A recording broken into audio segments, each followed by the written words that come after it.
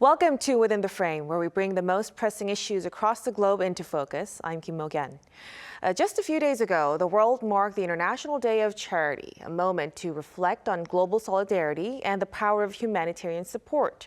In Mongolia, where children face harsh winters, economic instability, and climate-driven disruption, that kind of support isn't optional, it's now essential.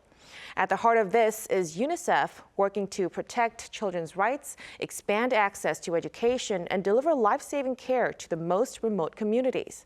South Korea, once a recipient of aid and now a global donor, is working closely with UNICEF to make an impact. So how is that partnership changing lives, and why is that so important this time around? For an insider's view on this, we are joined in the studio today by Mr. Evariste Kouassi-Komlan, representative of UNICEF Mongolia. A big welcome. Thank you very much. Thank you for hosting us. Thank you for joining us. So since you're here, could you please walk us through, the main roles and the responsibilities of UNICEF Mongolia? But thank you very much for asking that. As a UNICEF in Mongolia, we are driven by the mandate of the organization, meaning addressing the Convention of Rights of the Children, wherever they are included in Mongolia. And this is doing so. We complied also with government role and regulation and strategy as well. So our work in Mongolia is declined in the area of addressing issues like health and nutrition, water and sanitation, child protection issue, education issue, as well as social protection issue as well in the country. We are doing so also in engaging all the stakeholders at different levels, at presidential level, Prime Minister level, parliamentarian level, to leverage all those resources to drive and change the situation of the children in Mongolia. So before we get in, let's take a broader look. Yeah. So Mongolia is facing a complex mix of developmental challenges, from economic transition to also climate impacts as well. How are these issues actually affecting children? We really want to know, how, and especially in terms of their rights and their access to education. Yeah, like in your introduction, you have noted that Mongolia is one of the harsh countries in terms of climate, right? And we have many other factors affecting the life of children in Mongolia. I used to call them the three challenges that children are facing in Mongolia. The first one is air pollution. And then between November and April, we have this huge air pollution in many cities and a very small administrative unit as well. Those pollution are due to the fact that they continue burning the coal for heating their household, heating the kindergarten and school as well, which is one of the challenges that this country is facing because of the harsh weather condition. The second one they are facing is also environmental pollution. That includes also drinking water, which is quite affected most of the time. And then you have soil contamination because if the soil is not appropriate, sometimes it can basically challenge the well-being of the children. So those crises are very, very important. In addition to that, what you have seen recently during our last survey that we conduct on malnutrition, we have seen that few children also in a very remote area has been affected by the severe malnutrition. And you know exactly if you don't address the severe malnutrition at the earlier age of the children, it can totally impact the future brain development of the children.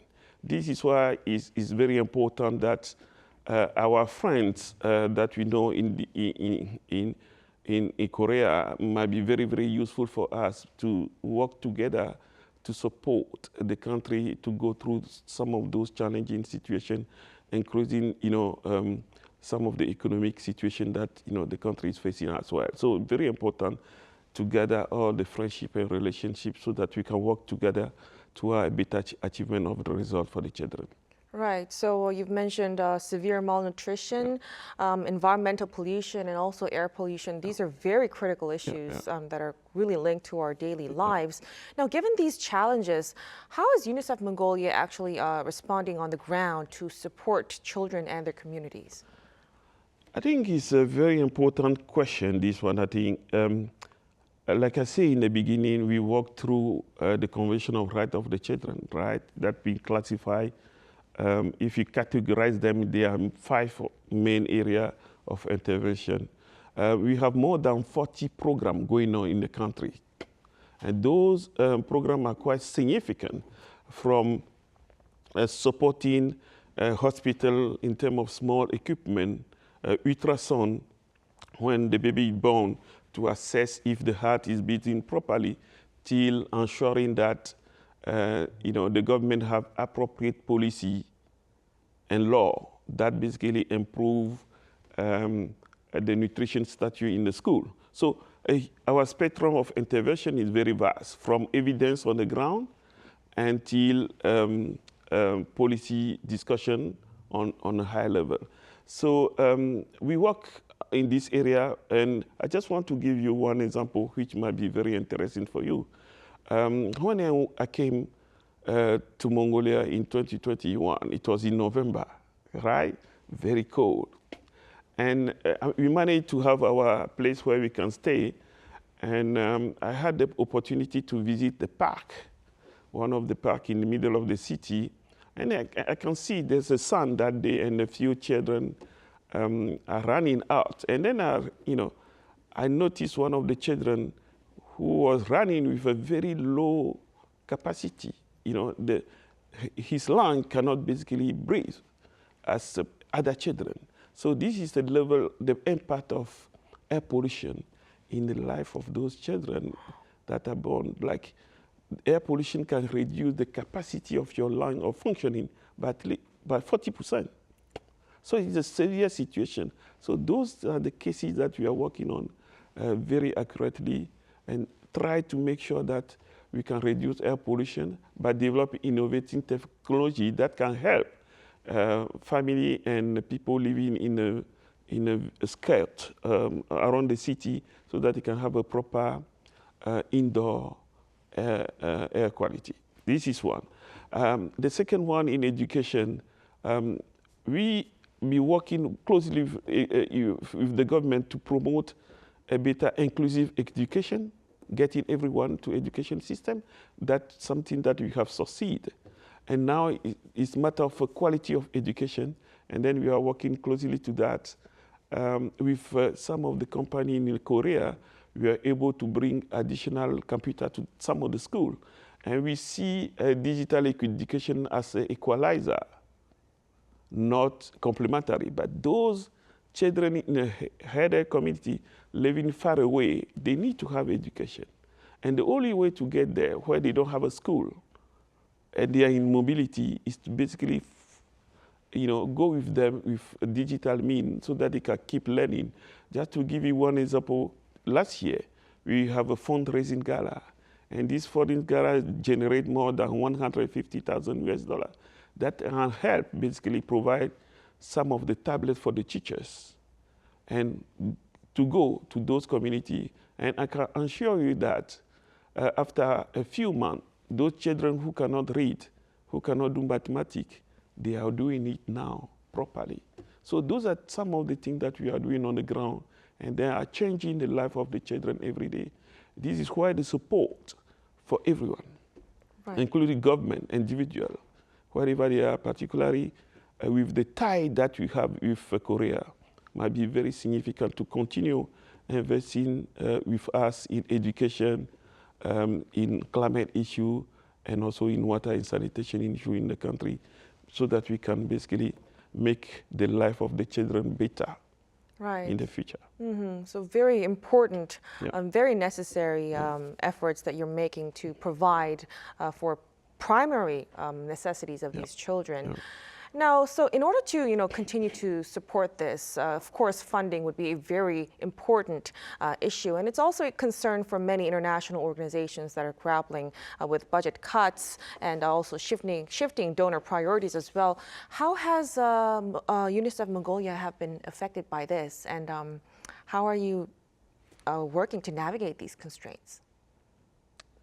Yeah, I think it's a very interesting question. I think every dollar, every single euro, every single one cuts for the children, whatever they are, is many life in jeopardize, many children life, many family life that are impacted basically.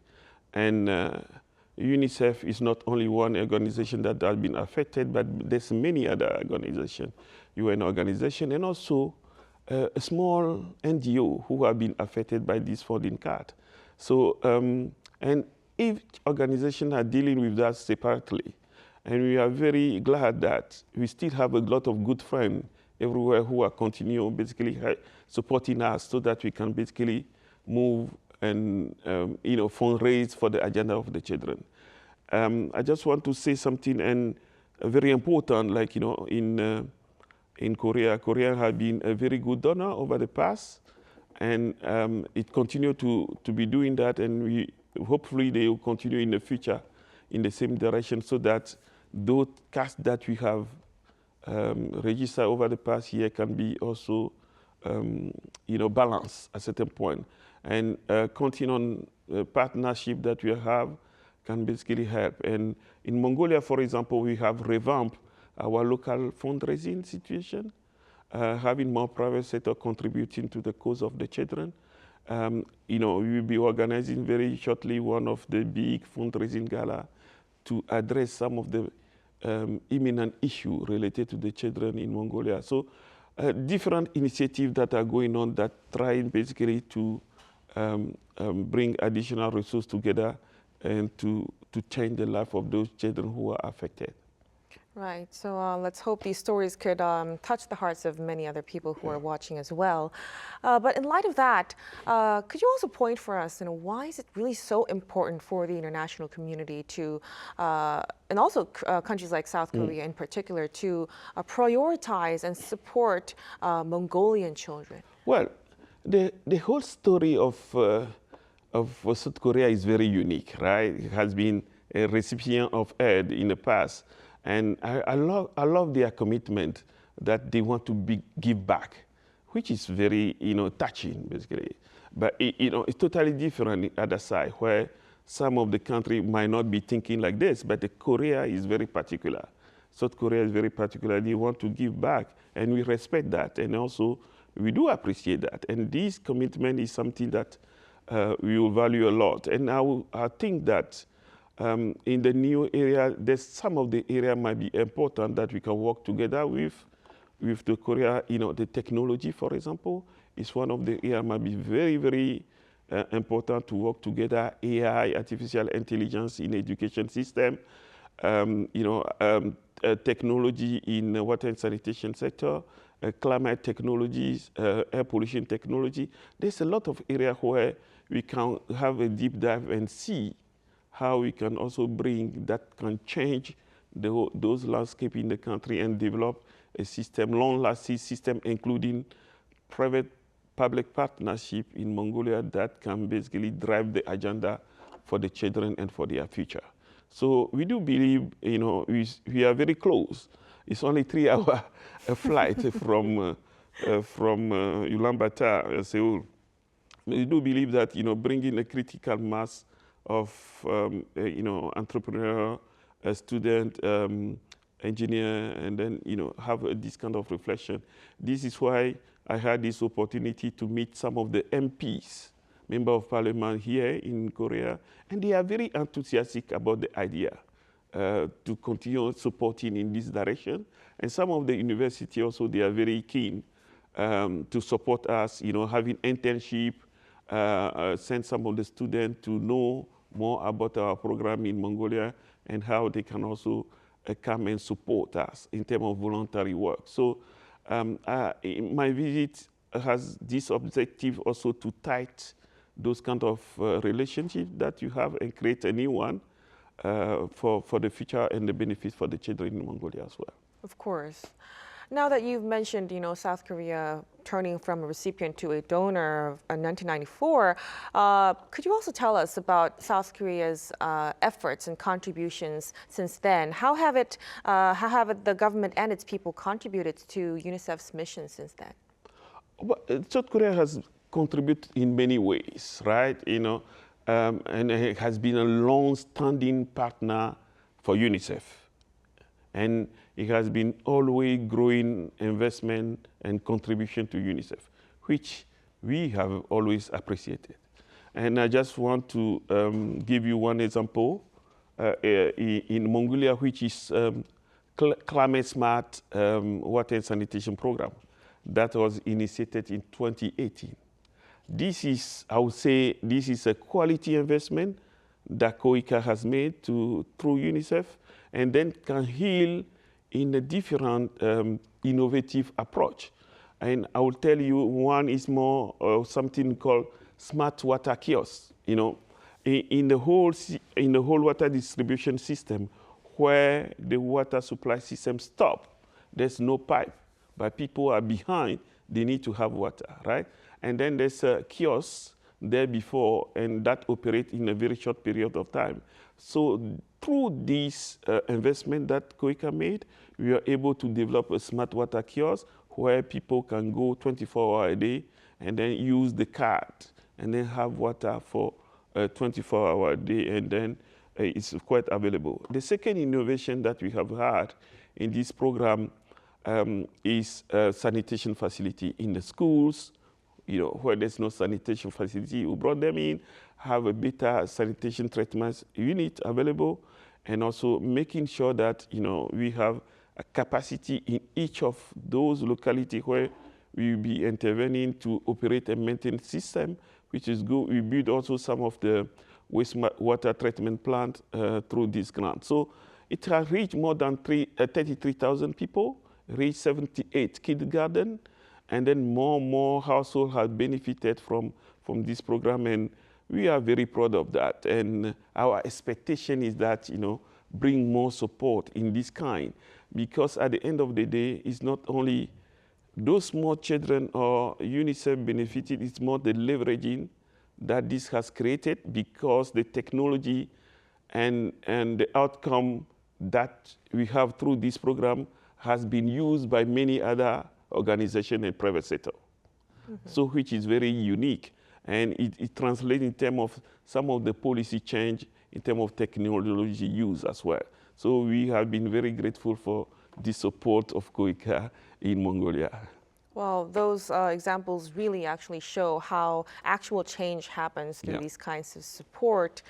So looking ahead, South Korea actually elected its new administration, the Lee Jae-myung administration, past June. What are your hopes and expectations for this new administration to further support child-focused programs in Mongolia? I'm very happy also to have this conversation with some of the members of the parliament today who are quite committed to the agenda of the children, right? Because there's a slogan who says in Mongolia, we need to say yes to all the children. I think all those parliamentarians I met this morning, they say yes to the children, not the children in South Korea, but also in children elsewhere in the world. And I presume that the contribution that has been in place for many years and will stand and then continue. This is our our expectation, and also maybe increase as well, because those who say yes to the children and they look at their future differently. And I hope that all the MPs and the government people here will look at the children agenda differently. And this is our hope, and we hope that they will continue. I was very happy to see in one of the MP rules how there's a slogan the love comes from your heart, right? This is a very powerful message, and I want all those policymakers, lawmakers to have the same line, the love come from their heart for the children. And that might be very powerful, and this is my expectation for the new government here. Right. The phrase that you've mentioned, saying yes to all the children, it really struck me as a mom also. So I think it would also not only just change the future of the children, but also help shape the next society as well. Now, finally, before we let you go, you shared with us a lot of stories that UNICEF has made, but you've been there for 15 years, over 15 years, I believe. So across that period, when looking back, what has been the most meaningful or memorable moment in your career so far? Whoa. I think it's very interesting. I think one thing that is good for UNICEF, we sleep and wake up with the purpose, which is serving the children, right? My story of joining organization like UNICEF come from when I was 8 years old, and I went to my uncle's farm, and when I realized that some of the farm product cannot be sent to the capital city, and then but in the same time you see there's a lot of people who might need those products, to eat, right? And this basically create a sort of click in my heart, and then my question is how we can basically I can use my energy, my brain, my intelligence to support the children wherever they are, right? And this has been my passion in the beginning. And then I went through the education system to be water engineer, and later on went to the leadership school, basically with the aim to do that. And UNICEF offered this opportunity where you can basically operationally, your passion, for the agenda of the children. So I've been in the different places working with UNICEF. One, I started in Madagascar, which was a very nice country, and then New York later on, and then Bangkok, and Mongolia now. I think each of those countries offer a very totally different perspective on how you can support. One of the significant part of my job I'll highlight, which is, in 2018, it was in July 2018, I was in Cambodia in a mission, trip mission there. And we went to one of the village, and the hand pump that was installed there was not working. And then people say, yeah, but this pump is not working for a long time ago, and we tried to repair. So I was in a suit. I said, come on, you cannot repair this pump. Give me the key, or those kind of thing. And then they brought, and I opened that pump. Wow. And what I found very interesting in this pump is like one rubber that basically block the water where to not flow in every time was dropped in the pump. And then I said, this is just the thing that you need to do. And then I remove the rubber, and then I put it on the top and fix it back. And the water starts flowing. This is one of the critical moments when I say, when I believe that whatever you do, you need to continue translate this energy, this passion, this knowledge, those people who are using those services. This happened just because the guy who was doing the operation maintenance was not there, had changed the village. So it's part of the sustainability aspect that we need to work on. And we have been working on the sustainability of the program. And we hope that each action that we are doing, each money, each dollar that we are receiving every day contribute to make sure that every system that we build is sustainable. Because at the end of the day, it's a taxpayer money, it's our friends' money, and then also is our partner money. So all those need to be used seriously, accurately, so that we can deliver better results for the children. Wow, a very powerful story to end our conversation tonight, and also a reminder why this kind of work is really continuing to matter, especially for children in places like Mongolia. Mr. Kouassi-Komlan, thank you so much for your time and for your insights tonight. Thank you very much for receiving me today. We really appreciate it. Thank you. And that'll be all from us on Within the Frame. Be sure to tune in again next time as we continue to explore the stories that matter. Until then, stay informed and engaged.